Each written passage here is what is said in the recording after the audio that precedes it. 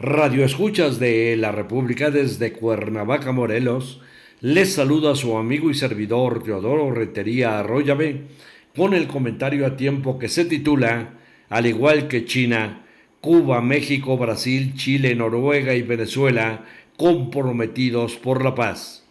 Cuba vuelve a desempeñar un papel mediador en la resolución de los conflictos armados, ahora en Colombia.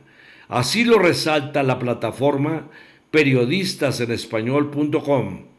Al cumplir con su petición de divulgar y compartir con los amigos sus estupendos servicios informativos y de análisis profundos, resaltamos que en La Habana se ha firmado el acuerdo de cese al fuego bilateral, nacional y temporal con el guerrillero Ejército de Liberación Nacional. China logró la pacificación entre los archienemigos Arabia Saudita e Irán, cuyo grave conflicto se inició desde la Revolución Islámica de 1979. Ahora lucha para lograr la paz entre Rusia y Ucrania. Estas negociaciones y los estupendos acuerdos alcanzados entre el gobierno y la guerrilla colombianos cuentan con el apoyo comprometido de Brasil, Cuba, Chile, México, Noruega y Venezuela como países garantes. Es más, estos diálogos de paz, que comenzaron en noviembre de 2022 en Caracas y continuaron en la Ciudad de México en febrero-marzo pasados, han concluido en la ciudad capital de la mayor de las Antillas con la ansiada firma del acuerdo de paz. El cable está ilustrado con la foto histórica del saludo de mano entre el presidente colombiano Gustavo Petro y el primer comandante del Ejército de Liberación Nacional, Antonio García. En medio de ambos, el mediador presidente de Cuba, Miguel Díaz-Canel, del 9 de junio de 2023. Hoy hemos tenido un día mágico, lleno de alegrías. Nos acercamos a tocar la paz en el acuerdo que avanza con el Ejército de Liberación, dijo en un tuit el mandatario colombiano. Ante algunas demostraciones de desconfianza, Petro, sabedor de que más difícil que hacer la guerra es hacer la paz, aseguró que confía en su agenda de paz total y quiero construir el camino que se merece Colombia, con el pueblo movilizado en esa meta invaluable de la pacificación. Exacto, el tercer ciclo de la mesa de diálogo finalizó el viernes 9 de junio de 2023 con el anuncio de dos acuerdos de inmediato cumplimiento. Los preparativos para la participación de la sociedad en la construcción de la paz, que incluye la conformación de un comité nacional que se instalará públicamente el 25 de julio. Y segundo, que precisa las fases y fechas del proceso de alistamiento de cese al fuego bilateral, nacional y temporal. En ese contexto, el 5 de julio se desarrollará un proceso que incluye los preparativos para la puesta en marcha del mecanismo de monitoreo y verificación. Las órdenes de cese de operaciones ofensivas por las partes se harán vigentes el 6 de julio.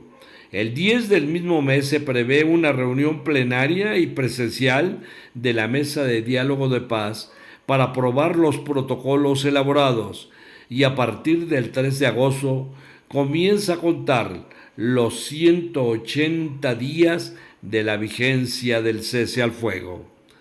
Esta fase de cese al fuego temporal contará con un mecanismo de monitoreo y verificación acompañado por la Organización de las Naciones Unidas ONU, la Iglesia Católica, los países garantes y representantes de la sociedad civil, y según lo acordado, tendrá vocación de continuidad previa evaluación de las partes. Este tipo de acuerdo es una luz de esperanza de que los conflictos pueden resolverse por la vía diplomática, por la vía política, apuntó por su parte Pablo Beltrán, comandante guerrillero que encabezó la delegación del Ejército de Liberación en la mesa de diálogo.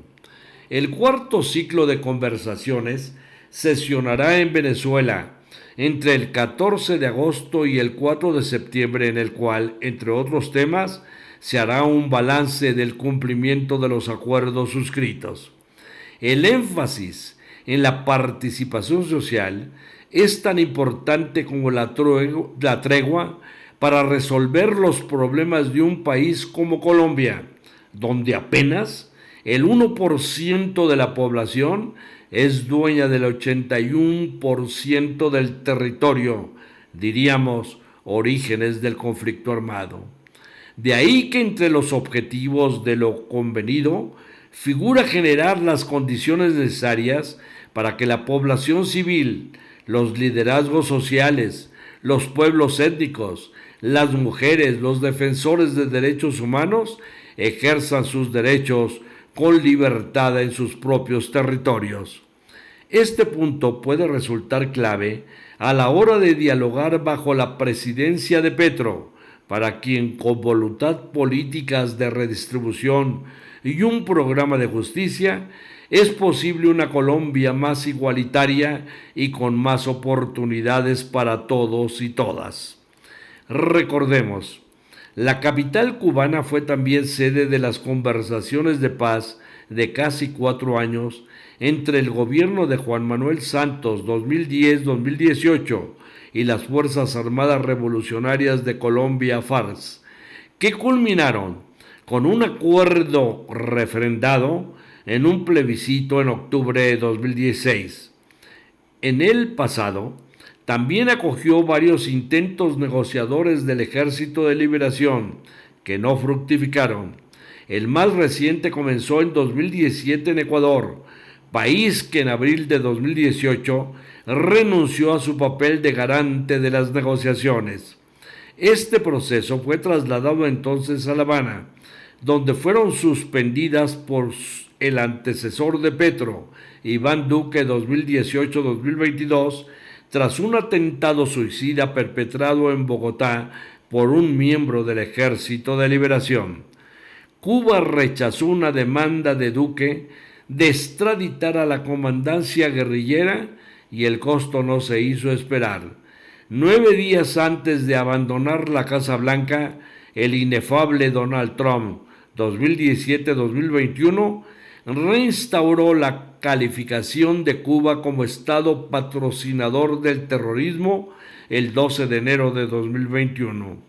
Las consecuencias más duras de mantener a Cuba como Estado patrocinador del terrorismo se derivan del mayor riesgo asociado a cualquier tipo de ayuda humanitaria, negocio, inversión y comercio que implica a Cuba y por extensión a los ciudadanos cubanos, alertó la Independiente Oficina para Asuntos Latinoamericanos con sede en Washington. Y comentario del editor que hacemos nuestro: el vasto aporte cubano a los diálogos de paz deja a la actual administración estadounidense de Joe Biden el reto de retirar esa certificación que agudiza el impacto del embargo vigente desde 1960. En ello coinciden analistas internacionales. Al igual que China, Cuba, México, Brasil, Chile, Noruega y Venezuela, comprometidos con la paz. Hasta aquí el comentario a tiempo. Se despide de ustedes su amigo y servidor Teodoro Rentería Arroyave.